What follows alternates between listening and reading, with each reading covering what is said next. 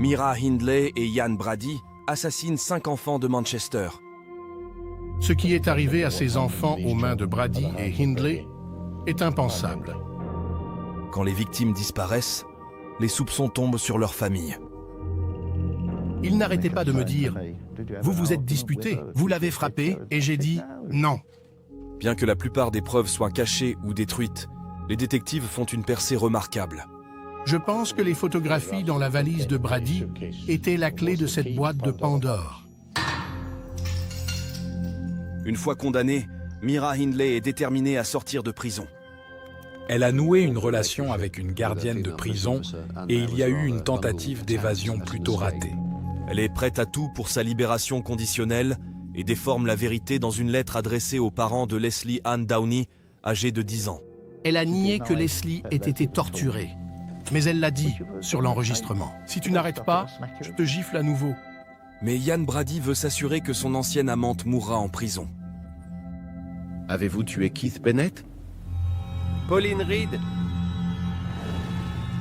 Les 5 meurtres d'enfants sont suivis de 5 décennies de mensonges et de manipulations, faisant de Mira Hindley la femme la plus détestée de Grande-Bretagne.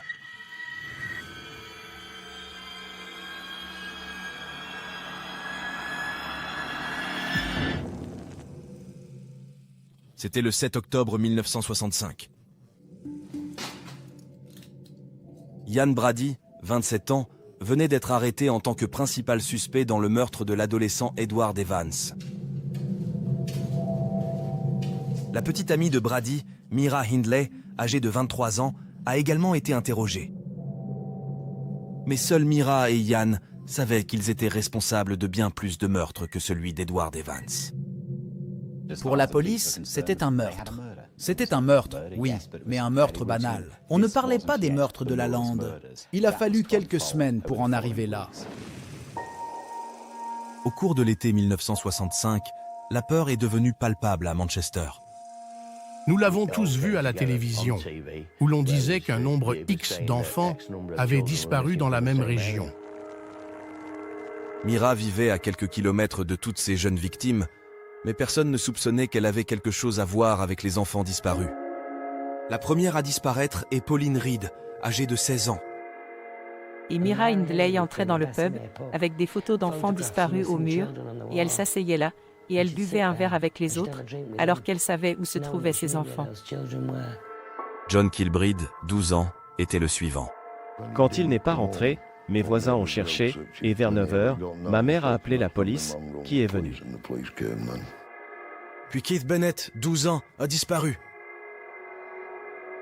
Suivi par Leslie Ann Downey, âgée de 10 ans.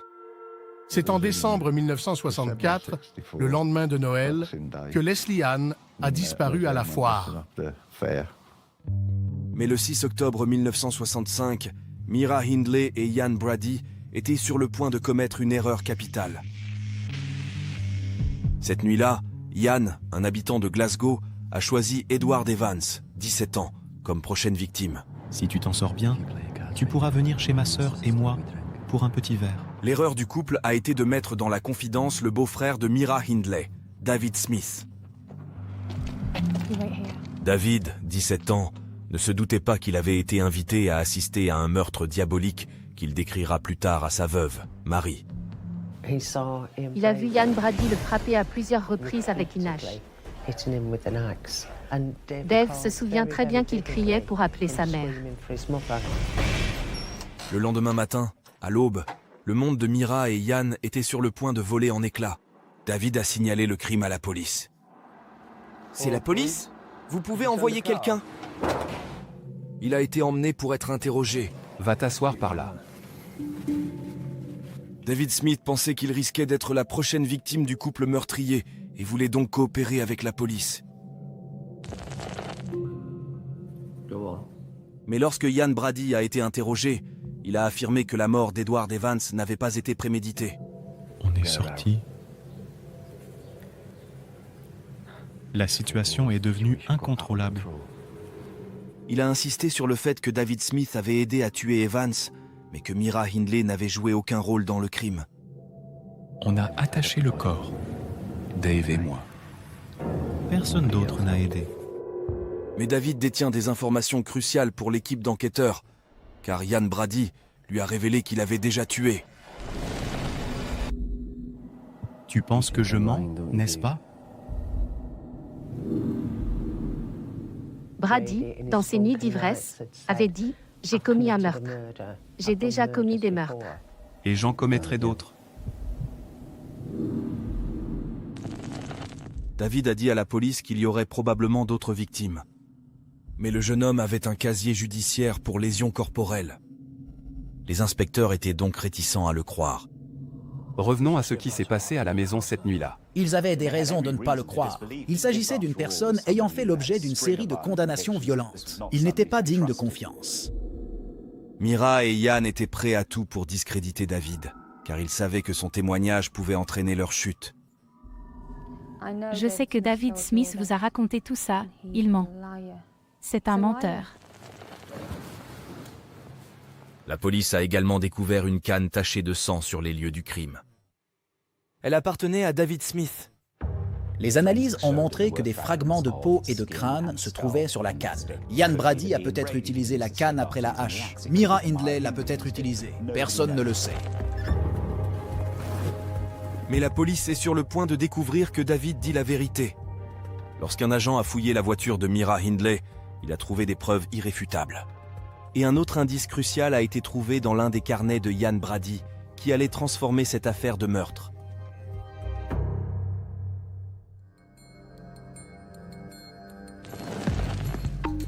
Le 7 octobre 1965, Ian Brady est interrogé sur le meurtre d'Edward Evans, un adolescent de Manchester. Ian affirme ne pas avoir prévu de tuer Edward Evans, mais lorsque les inspecteurs fouillent la voiture de Mira Hindley, ils découvrent des preuves du contraire. Un portefeuille appartenant à Ian Brady contenait une feuille de papier avec des notes écrites en code, qui décrivaient les plans pour se débarrasser du corps. Ian Fairley faisait partie de l'équipe d'enquêteurs de la police. À l'époque, il était un jeune agent de police de 21 ans. Nous avons trouvé un plan d'élimination qui disait « Le corps, emmenez-le dans la lande, enterrez-le ». La police pense que la seule raison pour laquelle Ian n'a pas réussi à mettre en œuvre son plan visant à dissimuler le meurtre en cachant le corps est qu'il s'est blessé à la cheville lors de l'attaque. S'il n'avait pas été blessé, le corps aurait été placé dans la voiture, puis transporté dans la lande. 24 heures après son arrestation, la police dispose d'assez de preuves pour inculper Ian Brady, mais seulement pour le meurtre d'Edward Evans. David Smith a été autorisé à partir, mais on lui a dit qu'il devrait revenir pour d'autres interrogatoires concernant les autres victimes possibles. En l'absence de preuves contre elle, Mira Hindley n'a pas pu être inculpée et a été autorisée à partir.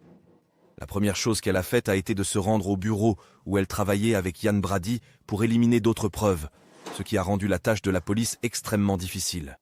Il n'y a rien de compromettant dans la maison. Nous avons essayé de fouiller partout. Rien d'incriminant là-bas. Les détectives avaient du mal à soutenir la théorie de David Smith, selon laquelle Ian Brady avait déjà tué. C'est alors qu'ils ont trouvé le plus petit des indices, un nom noté sur la page d'un carnet appartenant à Ian. Il s'agissait du nom d'un enfant de 12 ans, disparu depuis 2 ans. J'ai 2 dessins de gangsters, vous voyez, mais de l'autre côté, il y a le nom de John Kilbride. John Kilbride était un jeune garçon qui avait disparu d'Ashton-under-Lyne, à environ 6 km de là. Avant l'arrestation de Ian Brady et de Mira Hindley, le père de Kilbride est soupçonné d'avoir abusé de ses enfants et d'avoir tué John. Terry, le frère de John, se souvient de l'impact dévastateur sur la famille. Les gens nous évitaient comme la peste quand ils pensaient que c'était mon père. On a été suivis. On parlait sans cesse avec des journalistes. Avec mes parents, on regardait la télévision, qui, elle, parlait des morts. En réalité, l'écolier d'Ashton, âgé de 12 ans, était la 2e victime de Mira et Ian. Des années plus tard, dans son autobiographie non publiée, Mira Hindley a affirmé qu'elle n'avait fait que monter la garde pendant que Ian Brady agressait sexuellement et tuait John Kilbride à Saddleworth Moor. Elle essayait ainsi de se distancer de tous les meurtres. Lorsque Ian Brady a été interrogé pour la première fois sur la disparition de l'enfant de 12 ans, Connaissez-vous le nom John Kilbride? il a nié toute implication. Je crois que j'ai déjà entendu parler de lui. Quand Brady a été interrogé à ce sujet, il était tout simplement blasé. Et alors, il y a un nom écrit là, rien à voir avec moi. Oui, j'ai écrit ça. Il a dit, c'est qui, John Kilbride? La police ne disposait pas de suffisamment de preuves pour inculper Ian Brady du meurtre de John Kilbride. Mais ils sont désormais convaincus par la version de David Smith et accusent Mira de complicité dans le meurtre d'Edward Evans.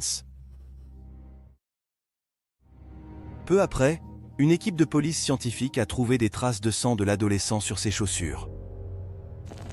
La photo d'identité judiciaire prise à l'époque et désormais emblématique hantera Mira pour le reste de sa vie. C'est ce jour-là qu'il l'a définie. Elle était là, une blonde cuivrée, au regard dur. La police croit désormais David Smith lorsqu'il affirme que Ian Brady et Mira Hindley sont tous deux impliqués dans d'autres meurtres. Ils ont donc commencé à interroger le couple sur d'autres enfants disparus. Qu'en est-il de Keith Bennett? Ian n'a rien laissé transparaître. En fait, il savait très bien ce qui était arrivé à Keith 16 mois plus tôt. Il a été conduit dans la lande, très loin, bien plus loin que les autres victimes. Il a ensuite été violé et tué comme les autres. David Smith a raconté à la police qu'il s'était rendu avec Ian Brady à Saddleworth Moor et que ce dernier s'était vanté d'y avoir caché les corps de ses victimes. Tu t'es même assis sur la tombe. Il m'a dit ça. Je ne savais pas quoi faire. Je ne l'ai pas cru. Mais Saddleworth Moor était vaste. Et les seules preuves policières reliant Ian Brady à la région sont des dizaines de photographies dans un album, trouvées dans la maison qu'il partageait avec Mira Hindley. Ces photos allaient finalement fournir des preuves décisives, mais à ce moment-là, la police pensait qu'il s'agissait simplement de photos de famille typiques. Cela ressemblait à un album de photos inoffensifs, mais parmi ces photos se trouvaient des photos qui étaient des marqueurs. C'était un système qui avait été utilisé pour enregistrer l'endroit où toutes les victimes avaient été enterrées. Mais pour l'instant, la police ne comprend pas l'importance des photographies. Désireux de trouver d'autres preuves tangibles, ils ont interrogé David Smith sur d'autres crimes que Ian Brady avait planifiés avant le meurtre d'Edward Evans. Nous l'avons interviewé sur le parking des Hatters Flats. Qu'avez-vous fait d'autre? Il a dit, quand on parlait de faire un braquage, je devais être prêt à réunir tout ce qui pouvait prouver mon implication dans une action criminelle. Qu'est-ce que tu en as fait? Il a dit que tout était dans une valise. Une valise? David Smith a déclaré aux agents qu'il avait aidé à transporter 2 valises hors de la maison de Ian. Bien que David ne sache pas où les valises ont été emmenées, il sait que Ian traîne souvent dans les gares locales. Les inspecteurs ont donc décidé d'appeler tous les bureaux de collecte de bagages de la région. Piccadilly et Central. Oui, j'attends. Je ne savais pas où elles étaient exactement. Nous avons seulement pu leur dire qu'elles avaient été déposées avant le 7 octobre. D'accord, merci. Et cela a porté ses fruits. L'équipe a retrouvé les valises à la gare centrale de Manchester. Ils ont ensuite trouvé le ticket de bagages caché dans le dos d'un livre de prière appartenant à Mira Hindley. Le lien entre le couple et les valises était établi, mais d'autres preuves allaient être découvertes. Allons-y. Ils ne se doutaient pas des horreurs cachées à l'intérieur.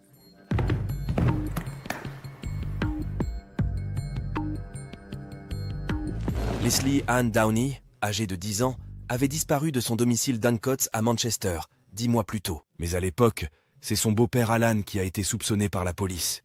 Il me disait sans cesse, « Qu'est-ce que vous avez fait d'elle ?» Ils m'ont dit, « Qu'est-ce qu'il y a dedans ?» J'ai dit, « Juste de la literie et du linge de maison, etc. C'est assez grand pour y mettre un corps. » J'ai dit, « Il n'y a pas de corps là-dedans, mon pote. » Je me souviens que j'ai ouvert les portes des placards et que j'ai tout jeté par terre. J'ai dit, vous êtes content? Il a répondu, oui. Mais lorsque la police a ouvert les 2 valises, elle a découvert que Mira et Ian étaient responsables de la disparition de Leslie Ann Downey. J'ai trouvé la photo d'une petite fille qui avait un foulard autour du visage et qui était nue. En plus des photographies, les inspecteurs ont découvert 2 bobines de bande audio. Il y avait une bobine audio, ce qui en soi, en 1965, était inhabituel. Les voix de Mira et de Ian étaient audibles sur l'enregistrement, criant, torturant et abusant sexuellement de la jeune fille. Les 2 suspects ont été confrontés aux nouvelles preuves. Je crois que c'est vous qu'on entend sur cette cassette. Vous, Brady et Leslie Ann Downey. Je vous parle aujourd'hui. J'ai maintenant 70 ans. C'était il y a 40 ans. Les poils de ma nuque se dressent encore lorsque je pense à ce que contient cette cassette. Ils sont en train de torturer une petite fille, tout en jouant de la musique en arrière-plan. Mira Hindley lui dit de se taire et ils sont manifestement en train de la photographier. Quand les agents ont joué la cassette devant Mira, elle s'est mise à pleurer. Je pense qu'elle a compris que pour elle, c'était le coup de grâce. Parce qu'il n'y aurait aucun jury qui la déclarerait non coupable avec sa voix sur cette cassette. Mira Hindley m'a écrit de façon très détaillée sur tous les meurtres, à l'exception de celui de Leslie Ann Downey. Et la raison pour laquelle elle n'a pas été capable de faire face à cela, m'a-t-elle dit, c'est qu'elle était une salope cruelle. Les preuves enregistrées sur cassette placent fermement Mira aux côtés de Ian sur les lieux de l'agression et du meurtre. Alors que pour tous les autres meurtres, elle a affirmé à plusieurs reprises, avec force détail, qu'elle n'était pas présente. Mais au moment de l'interrogatoire, ni Mira Hindley ni Ian Brady n'ont voulu confirmer l'identité de la jeune fille sur la cassette. Je ne dis rien. Les dénégations de Mira et Ian ont contraint la police à demander aux parents de Leslie Ann Downey d'écouter l'enregistrement. Hindley lui criait dessus.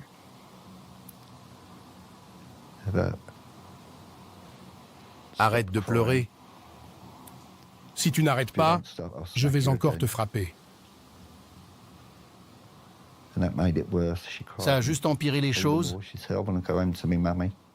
La mère de Leslie Ann, Ann West, est aujourd'hui décédée, mais la cassette hante encore aujourd'hui son beau-père, Alan. C'est mon cauchemar. Au moment même où je vous parle, ça me traverse de part en part.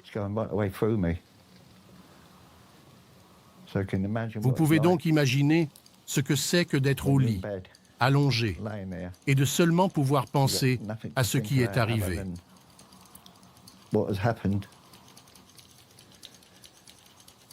Je le vis 24 heures sur 24. Tout porte à croire que le corps de Leslie Ann Downey a été enterré à Saddleworth Moor. Il est probable qu'il y ait aussi d'autres corps. Mais la tâche d'une force de police des années 1960 pour les retrouver serait énorme. On parle de plusieurs kilomètres de paysages arides à perte de vue. Ils ont fouillé pratiquement partout, sans succès. Outre les preuves incriminantes du meurtre de Leslie Ann Downey trouvées dans les valises, les inspecteurs ont également découvert d'autres photographies de Saddleworth Moor, ce qui leur a fait comprendre que ces photos devaient être importantes. Ils ont regardé toutes les photos que nous avions dans l'album en tartan et ont pris leurs propres photos des contours. Et nous avons pu les comparer avec certains des contours qui figuraient sur les photographies des valises. C'est ici. La police a identifié l'une de ces zones, Olin Brown Knoll, et a commencé à y concentrer ses recherches. Mais le temps passe et ils ne trouvent toujours rien. Les inspecteurs s'apprêtent à remettre les recherches à plus tard lorsqu'un policier s'écrie. « Il y a quelque chose ici !» Un agent de police appelé Bob Spears. Ce qu'il voit, c'est un fragment de quelque chose de blanc qui dépasse de la tourbe noire de la lande. L'équipe a découvert les restes d'une jeune fille. Les parents de Leslie Ann Downey ont été invités à identifier le corps. Lorsque nous sommes entrés, ses vêtements étaient pliés dans un coin. Nous sommes entrés dans une autre pièce, ils nous ont menés à la table et ils ont retiré la couverture. Vous pouvez regarder. C'est terrible. Nous avons trouvé le corps de Leslie Ann Downey. ce qui nous a indiqué que la région intéressait manifestement Brady et Hindley. Cela a tout de suite réduit leur zone d'intérêt. Les détectives savaient désormais que les photos prises par Mira et Ian étaient la clé de l'affaire. Mais les ressources étant limitées, l'équipe d'enquêteurs a dû se lancer dans une course contre la montre pour retrouver les 3 enfants disparus. Je pensais que les photographies contenues dans la valise de Brady étaient la clé. Une photo en particulier, représentant Mira Hindley dans la lande, tenant son chien, a fait l'objet d'une attention particulière de la part de la police. Mais cette image pouvait-elle mener les détectives à une autre victime du couple ?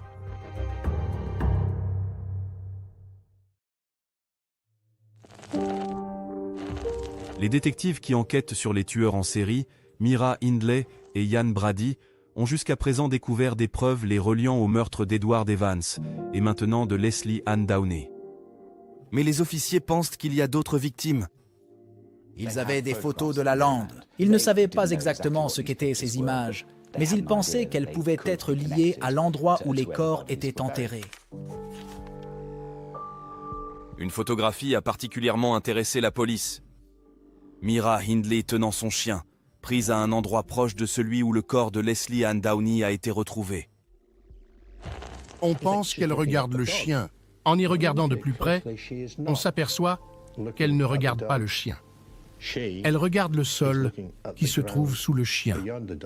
En faisant correspondre le motif des pierres, les détectives ont trouvé l'endroit exact où Mira s'était accroupie. Ils ont ensuite creusé à l'endroit où le regard de Mira était fixé sur la photo et ont découvert le corps de John Kilbride, âgé de 12 ans, ainsi qu'une seule chaussure. Ian Bennett, à l'époque journaliste pour le Oldham Chronicle, a assisté à l'enquête de la police. La zone de recherche était immense. Elle s'étendait sur 3 km le long de la route et sur plusieurs centaines de mètres dans la lande. C'était comme chercher une aiguille dans une botte de foin. Un policier a trouvé le corps de Leslie Ann près des rochers que l'on peut voir à l'horizon. Le deuxième corps, celui de John Kilbride, a été retrouvé de l'autre côté de la route. L'exhumation de John a suscité des émotions contradictoires chez sa mère, Sheila. Oui, c'était l'angoisse, parce que j'avais pensé que je n'en saurais jamais plus. J'ai pensé que son corps avait dû être brûlé et que je ne le saurais jamais de toute ma vie. Je suis heureuse, d'une certaine manière, soulagée de savoir où il se trouve maintenant. Le corps de John Kilbride était trop décomposé pour que la police demande à sa famille de l'identifier. Elle a donc apporté la chaussure que Ian Brady avait laissée dans sa tombe au domicile de l'enfant de 12 ans. Je me souviens qu'ils sont venus après 8 heures du soir. On frappe à la porte. Et c'était la chaussure de John. 2 autres enfants disparus n'ont toujours pas été retrouvés. Pauline Reed et Keith Bennett. Certains ont supposé que Pauline, âgée de 16 ans, s'était enfuie avec un petit ami secret, mais sa famille savait que cela ne serait pas arrivé. Pauline aimait tellement sa mère, son père et son frère, qu'elle aurait pris contact avec eux d'une manière ou d'une autre. Mais quand nous avons découvert les meurtres à Attersley et que nous avons su que Mira Hindley et Brady les avaient commis, nous savions où se trouvait Pauline. Elle était là-bas, dans la lande. Mais le couple a refusé de confirmer qu'il y avait eu d'autres victimes. De plus, les inspecteurs ne disposaient d'aucune preuve concrète les reliant à la disparition de Pauline Reed et de Keith Bennett. Oui, monsieur, je vous remercie.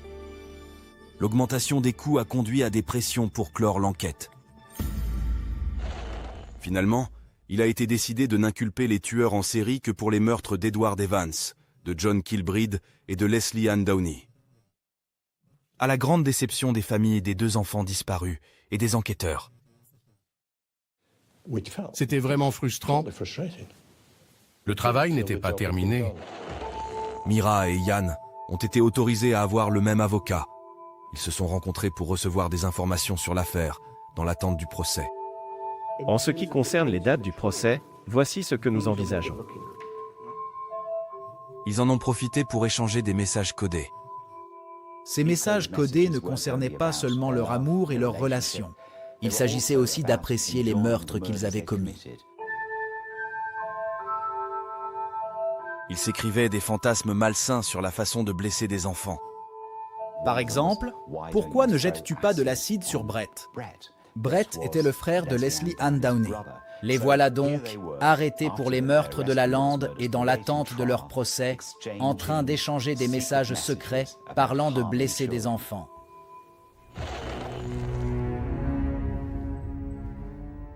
La nouvelle du règne de terreur du couple s'est répandue dans le monde entier lorsque leur procès s'est ouvert le 19 avril 1966 à la cour de la couronne de Chester.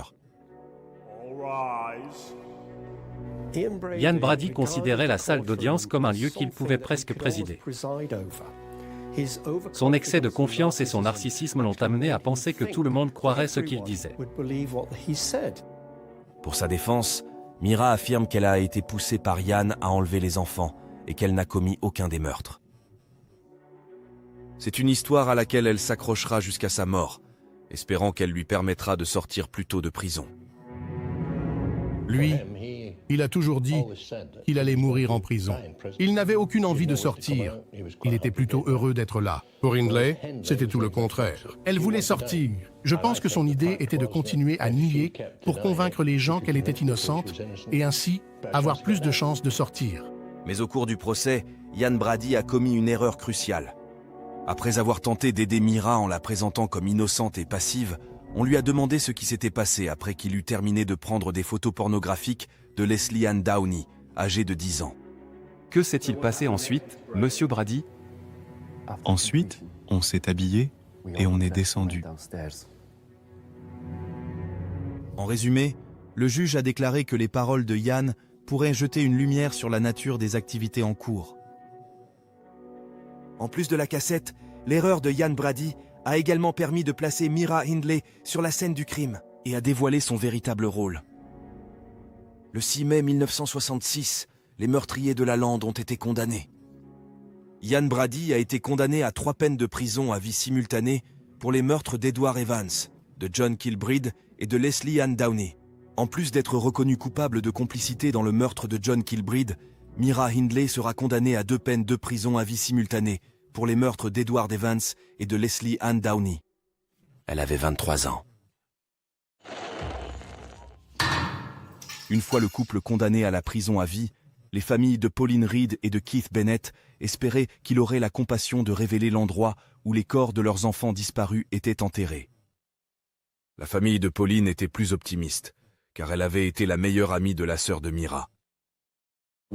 L'une des tantes de Mira Hindley s'est rendue à la prison et l'a suppliée de dire où se trouvait Pauline. Elle ne l'a pas fait. Les familles de Pauline Reed et de Keith Bennett ont été laissées dans l'incertitude, parce qu'un calcul avait été effectué. La police a fait son travail. C'est vrai, elle a fait son travail. Mais ce qu'elle n'a pas fait, c'est rendre une véritable justice aux familles de tous les enfants disparus. Pendant les premières années de leur incarcération, Mira et Ian ont continué à échanger des lettres pleines de fantasmes malsains. Mira, désormais connue sous le nom de prisonnière 96 40 55, voit sa coiffure emblématique passer du blond platine au noir de jais. Mais malgré son changement d'apparence, Mira Hindley est la cible de ses codétenus. Mira Hindley était une prisonnière très connue. Elle était la femme la plus détestée du pays. Il était donc inévitable que des personnes désireuses de se faire un nom l'attaquent. Elle savait que cela allait arriver et elle l'a simplement pris à bras-le-corps. C'était une personne forte et elle était capable de faire face à ce genre de choses. Mais toute la prison de Holloway ne détestait pas Mira. 4 ans après le début de sa peine, elle a entamé une relation avec une ancienne religieuse devenue agent pénitentiaire, Trish Cairns. Lorsqu'elle a vu Patricia Cairns, elle est tombée immédiatement amoureuse d'elle, tout comme elle était tombée amoureuse de Ian Brady. C'est intéressant. Brady a dit à Hindley, « Je pense qu'il est temps que tu te trouves une petite amie. » Elle lui a répondu, « Ne t'inquiète pas, c'est déjà fait. » La relation devenait donc clairement acrimonieuse. Peu après, Mira Hindley a coupé les ponts avec Ian Brady avant de brûler toutes ses lettres.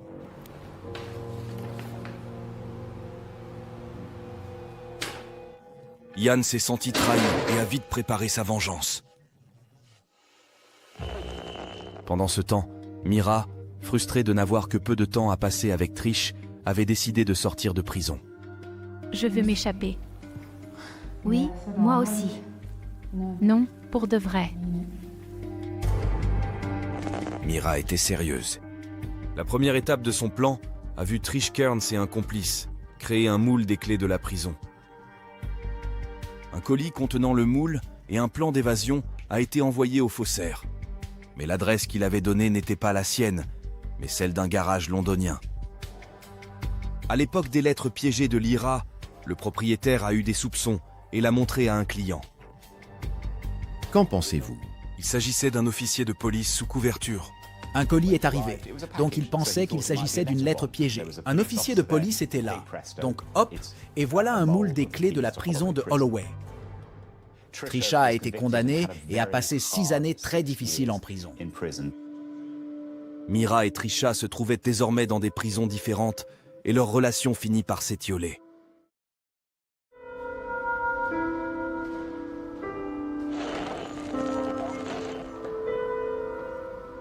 Dans les années 80, Mira Hindley, vieillissante, a décidé de tenter à nouveau, cette fois en demandant une libération conditionnelle.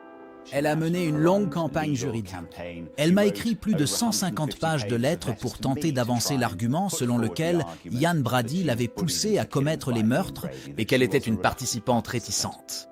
Des personnalités telles que l'ancien ministre Lord Longford ont mené une campagne passionnée pour faire sortir Mira Hindley de prison. Mira Hindley était une femme très manipulatrice. Elle a su façonner son histoire avec beaucoup d'habileté pour maximiser ses chances de libération.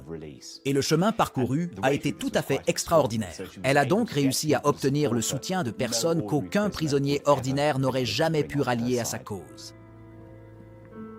Lord Longford est même allé jusqu'à décrire Mira comme une bonne fille et une fervente catholique, à la grande colère des parents des enfants assassinés. Pour être honnête, ceux qui la soutenaient étaient des idiots. Elle se servait d'eux. Ils le savaient, mais ils continuaient quand même. Alan et sa femme ont fait campagne pour que Mira Hindley reste en prison. Elle pensait avoir sa conditionnelle. Nous avons décidé de recueillir le plus grand nombre possible de signatures et de les envoyer à Downing Street. C'était quelques boîtes, je crois qu'on en avait environ 170 000. En mai 1985, la commission a recommandé que Mira Hindley passe au moins 5 années supplémentaires derrière les barreaux. Ce qu'elle aurait dû comprendre, c'est qu'une personne qui refuse d'admettre qu'elle est coupable de meurtre ne peut pas bénéficier de libération conditionnelle. Elle le niait, donc elle n'allait jamais sortir. Du moins, c'est ce que j'espérais. Si Mira Hindley avait eu la lucidité morale de comprendre le degré de souffrance que ces crimes ont causé aux victimes et à leurs familles, elle n'aurait jamais tenté de sortir de prison.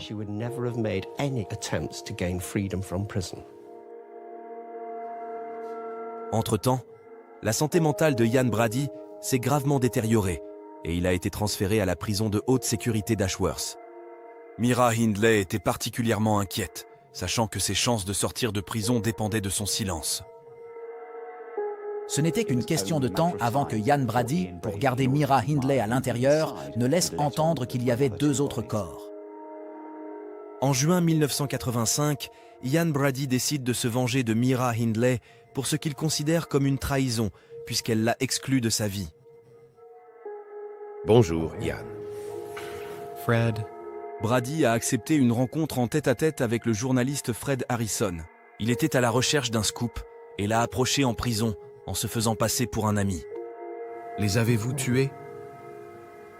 Avez-vous tué Keith Bennett? Pauline Reed. Il a donné assez d'informations à Fred Harrison pour qu'il puisse publier la véritable histoire de Keith Bennett et Pauline Reed, victimes des meurtres de la Lande. Mais d'un autre côté, il lui a aussi raconté des mensonges. C'est une caractéristique de Brady qui veut avoir le contrôle, être en charge, supérieur, au-dessus de tout le monde. Ian Brady a réussi à détruire les chances de liberté conditionnelle de Mira Hindley. Ian Brady a admis avoir tué Pauline Reed et Keith Bennett, et la police du Grand Manchester a rouvert l'enquête sur les meurtres de la lande. Interrogée, Myra Hindley finit par admettre son rôle dans l'enlèvement, la maltraitance et le meurtre des 5 enfants. Mais une lettre inédite, écrite par la tueuse en série 7 mois seulement après ses aveux, révèle que son véritable objectif restait sa sortie de prison.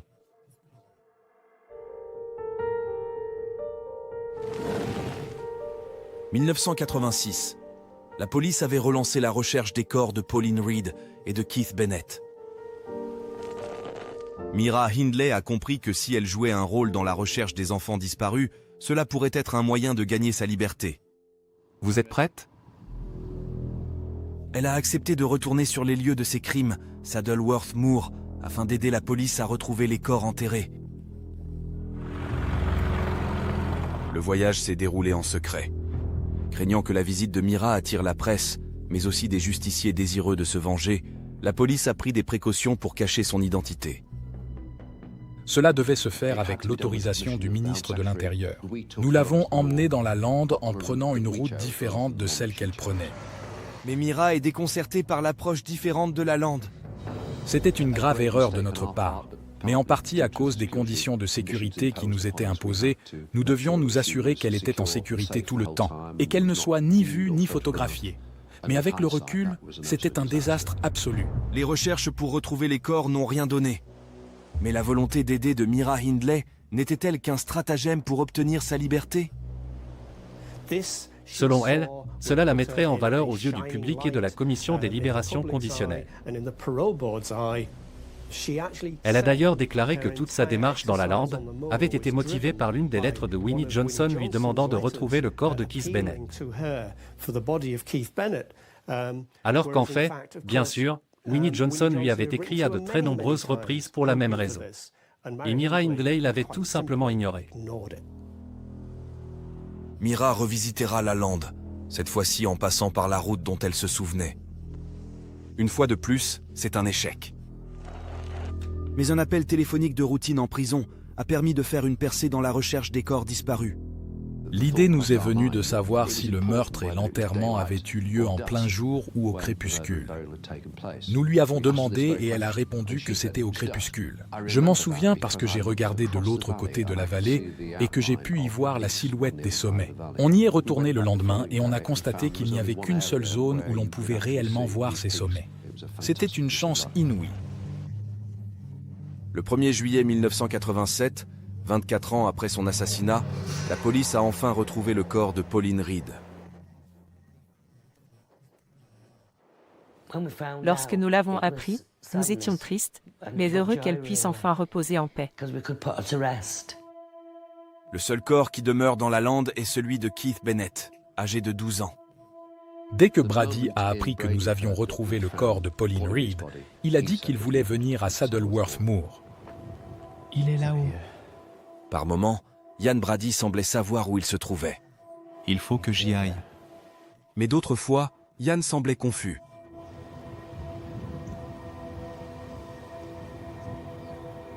À un moment donné, il a sorti une réponse remarquable. Il a dit « Qui a déplacé cette colline ?» La police a continué à fouiller les zones indiquées par Myra et Ian pendant 8 semaines après la découverte du corps de Pauline. Nous avons épuisé tous les goulets possibles. Enfin, nous avons soumis un dossier au procureur général afin qu'il décide s'il convenait ou non de les poursuivre pour les 2 autres meurtres. Notre conseil était que cela n'aurait aucun effet pratique et que ça attirerait la presse. Il a été décidé de ne pas engager de poursuite et d'arrêter les recherches de Keith Bennett par la police. Le corps de l'enfant de 12 ans n'aura jamais été retrouvé. Ils ont dû se débrouiller seuls pour trouver Keith. Winnie et les membres de la famille ont passé des années à chercher sa dépouille et ils ont été laissés en plan. Winnie Johnson en a gardé un sentiment de colère jusqu'au jour de sa mort. Pendant ce temps, Myra Hindley continue de faire tout ce qu'elle peut pour obtenir une libération, notamment en écrivant aux familles de ses victimes.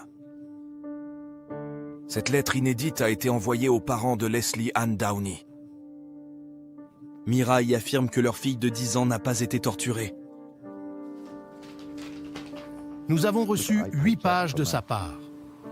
Elle a nié que Leslie ait été torturée. Mais elle l'a dit sur la cassette.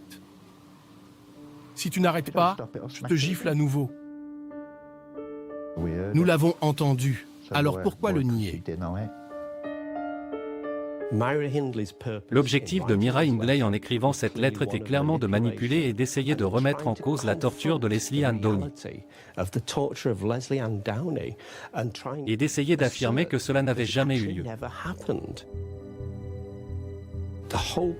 Son but était d'empêcher la campagne des West, qui compromettait les tentatives de Myra d'obtenir une libération conditionnelle. Je n'ai jamais répondu à Hindley après avoir reçu cette lettre parce qu'elle nous disait juste ce qu'on voulait entendre. Elle ment, ce n'est qu'une menteuse.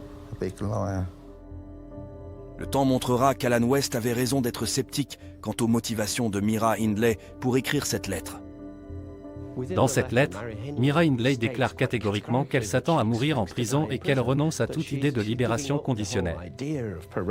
Pourtant, très peu de temps après cette lettre, elle a fait une nouvelle demande de libération conditionnelle. En fin de compte, toutes les tentatives de Myra se seront soldées par un échec. 37 ans après la prise de cette photo, qui allait devenir un symbole du mal dans le monde entier, Myra Hindley est décédée des suites de complications liées à une infection pulmonaire.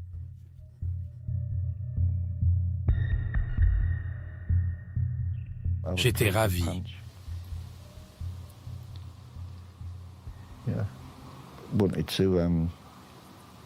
Je voulais aller à l'enterrement pour la voir partir en enfer, mais évidemment la police était au crématorium.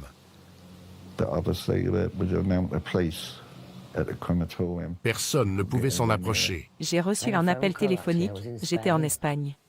Je suis allé dans un endroit appelé Buddy's à Benidorm.